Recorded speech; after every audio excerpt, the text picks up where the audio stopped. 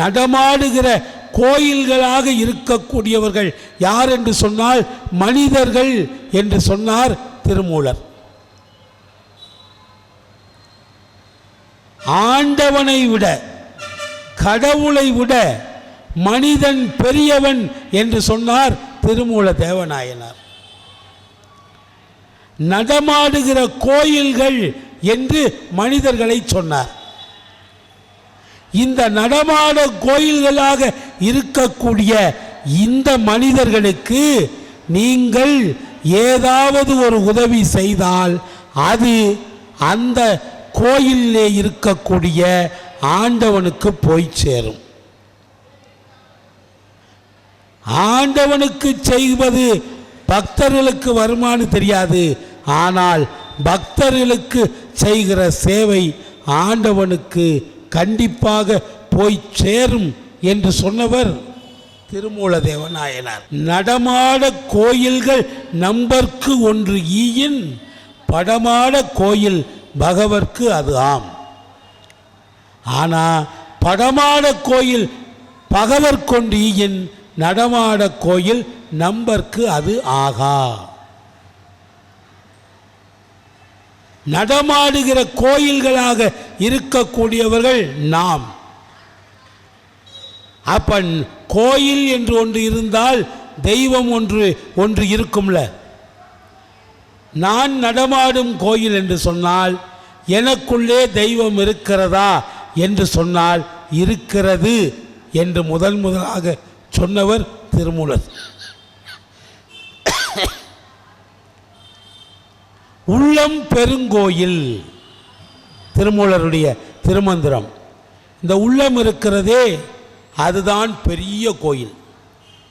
இந்த கோயிலை விட ஏன் ராஜராஜ சோழன் கட்டிய அந்த 126 அடி உயரமுள்ள அந்த பெரிய கோபுரத்தை விட உலகத்தில் இருக்கிற எல்லா கோயில்களையும் விட மிக பெரிய கோயில் எது தெரியுமா? உங்கள் உள்ளத்துக்குள்ளே இருக்கின்ற இதய கோயில். நான் சொல்லல, திருமூல தேவநாயனார் திருமந்திரத்திலே சொல்லுகிறார், உள்ளம் பெருங்கோயில் ஊனுடம்பு ஆலயம். கோயில்னா என்ன, ஆலயம்னா என்ன? ஆலயம் என்பது சுற்றி இருக்கக்கூடிய அமைப்பு. கோயில் என்பது கர்ப்ப கிரகம். கோ என்றால் தலைவன், இல் என்றால் இல்லம். தலைவன் இருக்கக்கூடிய இல்லம் அது இந்த உள்ளம். எப்படி தலைவன்? நமக்கெல்லாம் யார் தலைவன்? அரசியல் தலைவர்கள் கிடையாது. அவங்க ஆட்சியில் இருக்கிற வரைக்கும் வேணால் சோறு போடலாம். ஆனால் நான் சாகிற வரைக்கும், பிறந்ததுலேருந்து சாகிற வரைக்கும் எனக்கு படியளக்கக்கூடிய ஒரே தலைவன் கடவுள் தான். அவன் அதனால தான் கோ என்றால் தலைவன் என்று பெயர். இல் என்றால் இல்லம். கோயில் என்றால் தலைவன் இருக்கக்கூடிய இல்லம். நாம் அனைவருக்கும் ஒரே ஒரு தலைவன் தான் உண்டு, அவன் கடவுள் சிவபெருமான். அவருடைய அம்சம்தான் அம்பாள், பெருமாள், பிள்ளையார், முருகன் எல்லாம். உள்ளம் பெருங்கோயில் ஊனுடம்பு ஆலயம். இந்த ஊன் இருக்கிற ஊன சதை, இந்த சதை பிண்டமாக இருக்கக்கூடிய இந்த உடம்பு இருக்கிறதே ஊனுடம்பு, அது ஆலயம். உள்ளம் கோயில் கர்ப்பகிரகம், ஊனுடம்பு ஆலயம், இதெல்லாம் ஆலயம். உள்ளம் பெருங்கோயில் ஊனுடம்பு ஆலயம். வள்ளல் பிரானாருக்கு. யார் வள்ளல்? நாம் கேட்காமலே எல்லாவற்றையும் அள்ளி அள்ளி கொடுக்கிறானே அவன்தான் வள்ளல். வள்ளல் பிரானாருக்கு வாய் கோபுர வாசல். வள்ளலாக இருக்கக்கூடிய சிவபெருமான் நம்முடைய வாய். இந்த வாயிலே நாம் பேசுகிற நல்ல வார்த்தைகள், நல்ல சொற்கள், நல்ல நாமாவளி, நல்ல பாசுரங்கள், நல்ல திருமுறைகள், இவைகளை வைத்து நாவையும் வாயையும் நாம் சுத்தமாக வைத்திருந்தால் அதன் வழியாக இறைவன் உள்ளே போய் உட்கார்ந்துக்குவான். உள்ளம் பெரும் கோயில் ஊனுடம்பு ஆலயம் வள்ளல் பிரானாருக்கு வாய் கோபுர வாசல். இந்த 5 புலன்கள் மெய், வாய், கண், மூக்கு, செவி. மெய், வாய், கண், மூக்கு, செவி, இந்த 5ம் திருட்டு பயலுகிறார். திருமூலர் என்ன சொல்றாரு? திருட்டு பயலுக. ஏன் தெரியுமா? நாம் இந்த பிறவியிலே செய்கிற எல்லா பாவங்களுக்கும் இந்த 5 புலன்கள் தான் தூண்டுகோலாக இருக்கின்றன. ஒரு உதாரணம் சொல்கிறேன்.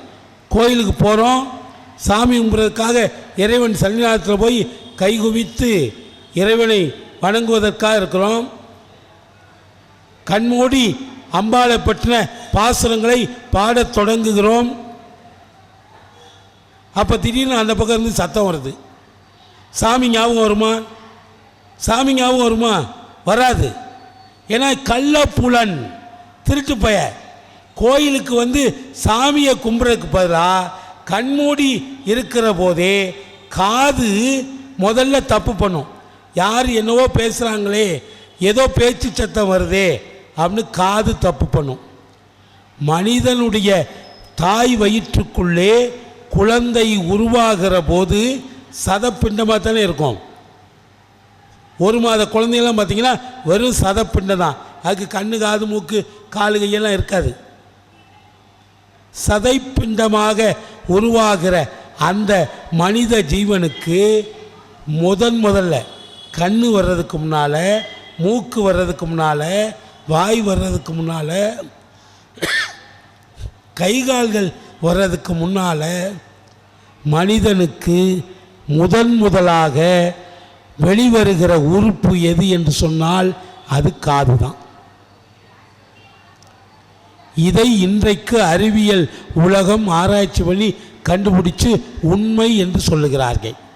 இப்போ தான் 1 மாத குழந்தை, 2 மாத குழந்தை, 3 மாத குழந்தையெல்லாம் அப்படியே எடுத்து ஆராய்ச்சி பண்ணுறாங்கல்ல. இப்போ ஒரு குழந்தை எக்ஸ்ரேயோ ஸ்கேனோ எடுத்து 1 மாத குழந்தை இப்படி இருக்குது, 2 மாத குழந்தை இப்படி இருக்குது, 3 மாத குழந்தை இப்படி இருக்குது, குழந்தை வீக்காக இருக்குது, குழந்தை கைகால் வளர்ச்சி இல்லை, குழந்தைக்கு மூளை வளர்ச்சி இல்லை, குழந்தைக்கு இதய துடிப்பு சரியில்லை, அதுக்கேற்ற மெடிசன்ஸை கொடுக்கணும்னு சொல்லி ஒவ்வொரு மாதத்திலேயும் குழந்தை எப்படி வளருகிறது என்பதை இன்றைக்கு விஞ்ஞானம் கண்டுபிடித்து நமக்கு ஒரு உண்மையை சொல்லுகிறது.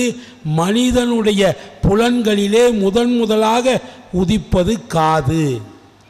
இதை 3000 ஆண்டுகளுக்கு முன்னால் திருமூல தேவநாயனார் சொல்கிறார். நாம் கும்பிட்டுக்கிட்டு இருக்கையிலேயே முதல்ல காது தப்பு பண்ணும். காது தப்பு பண்ணி என்ன, ஏதாவது ஒரு சலங்க சத்தம் கேட்குதுன்னு வைங்க, ஒரு கொலுசு சத்தம் கேட்குது. காது தப்பு பண்ண உடனே கண்ணு அடுத்தாப்பில் தப்பு பண்ணும். அது யார் அப்படின்னு பார்க்குறதுக்காக கண்ணு 2வது தப்பு பண்ணும். 3வது தப்பு, அது ஒரு பொண்ணு பக்கத்தில் வந்ததுன்னா அது சூடி இருக்கக்கூடிய பூக்கள் இருக்குல்ல, அதை மூக்கு நுகரும். அப்புறம் அந்த பொண்ணு பக்கத்தில் வந்துட்டா அதை பேசினா என்ன அப்படின்னு வாய் தப்பு பண்ணும். அப்படி பேசினதுக்கப்புறம் கொஞ்சம் தொட்டு பார்த்தா என்ன அப்படின்னு தோணும். காது முதல்ல கேட்குது, கண் அதுக்கப்புறம் பார்க்குது, மூக்கு நுகர்கிறது, வாய் பேச தொடங்கிறது, மெய் தொட வேண்டும் என்று ஆசைப்படுகிறது. அப்போ இந்த 5 புலன்கள் மெய், வாய், கண், மூக்கு, செவி, இந்த 5ம் திருட்டுத்தனம் பண்ணுது. அம்பாளை கும்பிட்றதை விட்டுட்டு இவன் வேற ஆள் பின்னால் போயிடுவான். அதனால தான் திருமூல தேவநாயனார் கள்ளப்புலன் 5ம், இந்த 5 புலன்களை நீங்கள் கட்டிட்டீங்கன்னு வைங்க, நீங்கள் ஞானியாக முடியும். இந்த 5 புலன்களையும் உங்களால் கட்டி போட முடியும் என்று சொன்னால் நீங்கள் ஞானியாக மாற முடியும். அதையும் திருமூல தேவநாயனார் சொன்னார். பார்ப்பான் அகத்திலே பார்ப்பசு 5 உண்டு. ஒரு அந்தணரிடத்திலே 5 பசுக்கள் இருக்குதான். 5 பசுக்களும் குடங்குடமாக பால் கறக்கக்கூடிய நல்ல கறவை மாடு, கறவை பசுக்கள். பார்ப்பா நகத்திலே பார்ப்பசு 5 உண்டு. மேய்ப்பாரும் இன்றி வெறித்து திரிவன. ஆனால் அவர் பாவம், அவர்கிட்ட வேலைக்காரங்கள்லாம் யாரும் கிடையாது.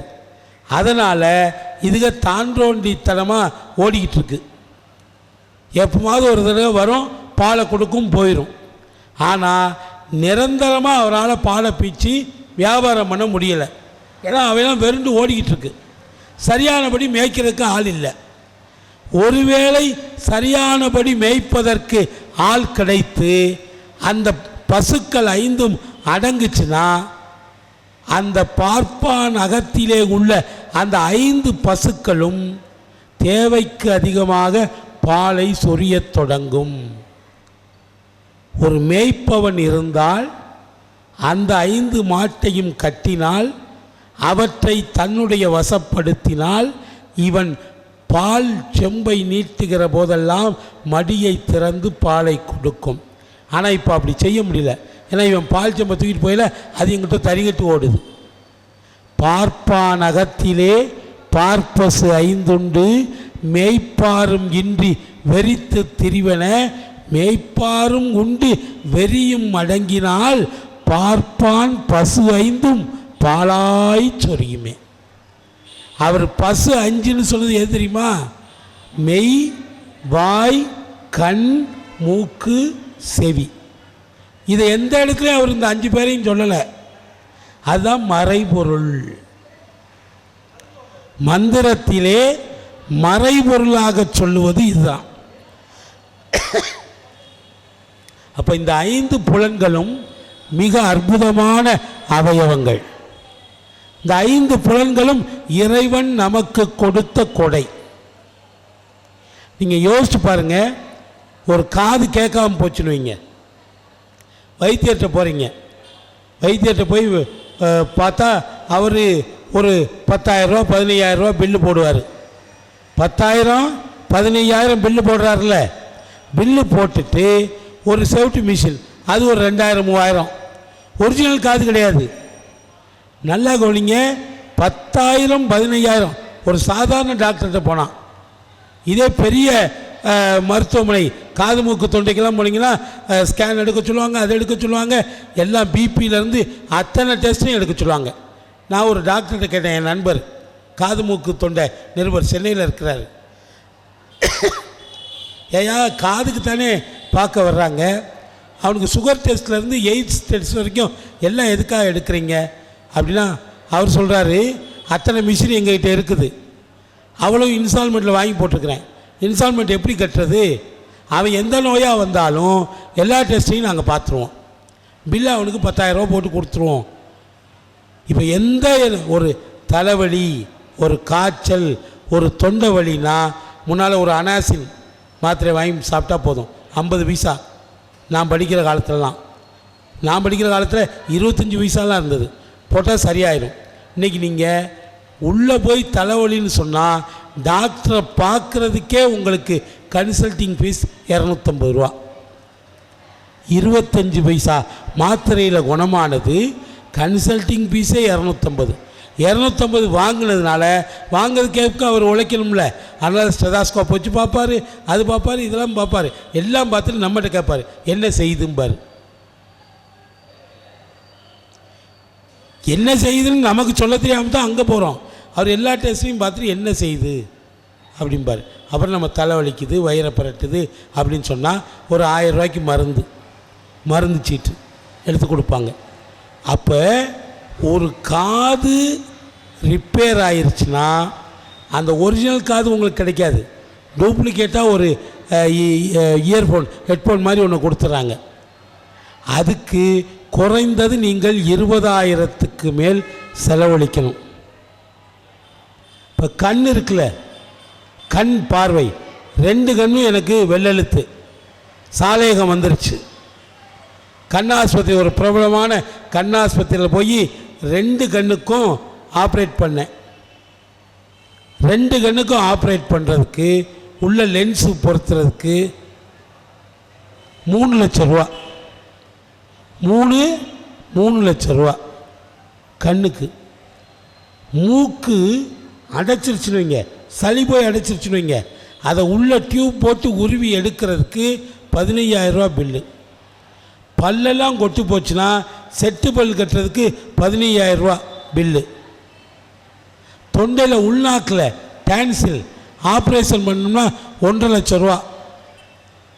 கை மூட்டோ கால் மூட்டோ விலகிருச்சுன்னா இந்த 2 மூட்டுக்கு நீங்கள் போய் மூட்டு வலிக்கு ஆப்ரேஷன் பண்ணணும்னா 2 மூட்டுக்கும் 7 லட்சம் ரூபா.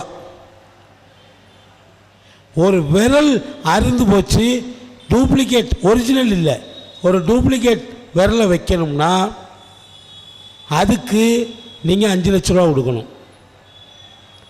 கண்ணுக்கு எவ்வளவு, காதுக்கு எவ்வளவு, மூக்குக்கு எவ்வளவு, வாய்க்கு எவ்வளவு, மூட்டுக்கு எவ்வளவு, விரலுக்கு எவ்வளவு, உடம்பில் எந்த பாகம் ரிப்பேர் ஆனாலும் எக்கசகம் பில்லு. கிட்டத்தட்ட உங்களுக்கு ஒரு 25 லட்ச ரூபா இந்த உடம்பை பூரா. இது போக இது உள்ளே இருக்கிற இதயத்தை மாற்றணும்னா அதுக்கு 7 லட்ச ரூபா. கல்லீரல் கணையம் அதை மாற்றணும்னா 5 லட்ச ரூபா. இப்படியே கூட்டி பார்த்தீங்கன்னா கிட்டத்தட்ட 1 கோடி ரூபா. இந்த உடம்பினுடைய மதிப்பு எவ்வளவு? 1 கோடி ரூபா. நீங்கள் 1 கோடி ரூபா கொடுத்தாலும் ஒரிஜினல் உடம்பு கிடையாது, அது டூப்ளிகேட்டு. இங்கே ஒரு இரும்பு பிளேட் வச்சுருவாங்க, இந்த பக்கம் இரும்பு பிளேட் வச்சுருவாங்க, கையில் போனால் இரும்பு பிளேட்டு தான். இது ஏதாவது வேறு சதையை வெட்டி வைப்பாங்க.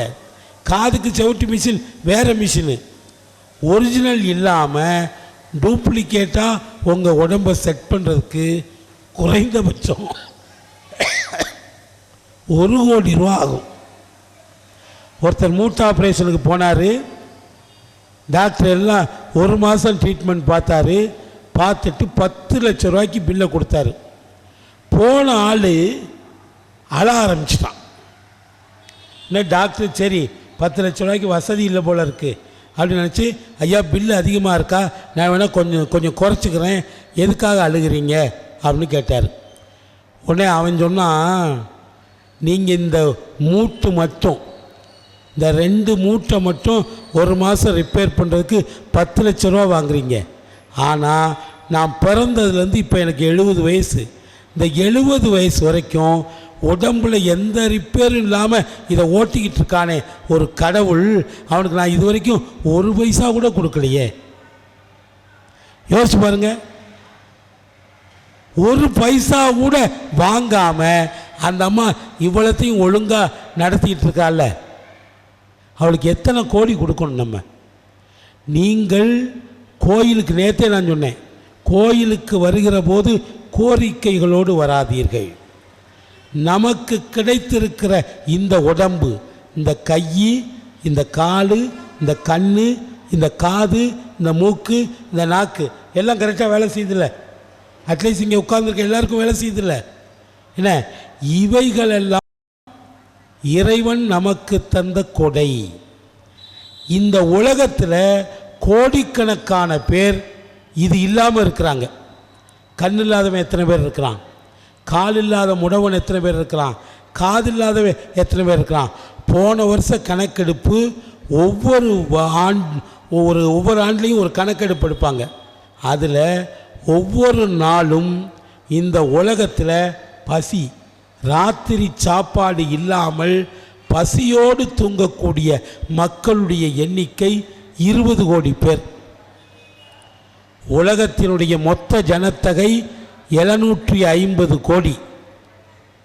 அதில் தினசரி ராத்திரியிலே பசியோடு தூங்கக்கூடியவர்கள் 20 கோடி பேர். ராத்திரி பசினா என்ன? அன்னைக்கு பூராமே அவன் பசியாக தான் இருந்திருக்கணும் இல்லையா? ராத்திரியில் மட்டும் மனுஷன் பசியாக தூங்கக்கூடாது, முதல்ல தூக்கம் வராது. ஆனால் 20 கோடி பேருக்கு ஒருவேளை சாப்பாடு கிடைக்கல. நமக்கு இறைவன் 3 வேளை சாப்பாடு கொடுத்துருக்கான்ல, அப்போ அவனுக்கு நன்றி சொல்ல வேண்டும் அல்லவா?